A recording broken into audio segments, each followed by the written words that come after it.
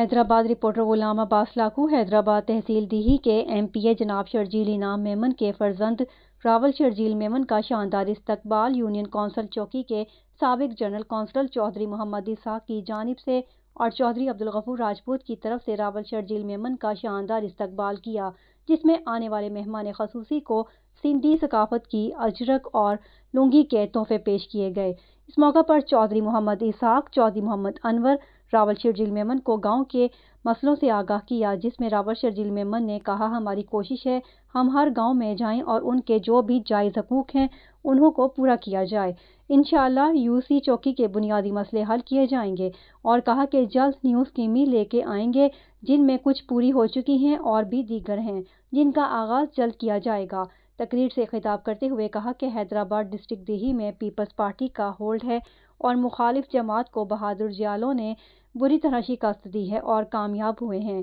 جن کے بعد یہ بات کی روڈ، راستے، پینے کا صاف پانی، سی سی بلاک، ڈرینیج سسٹم،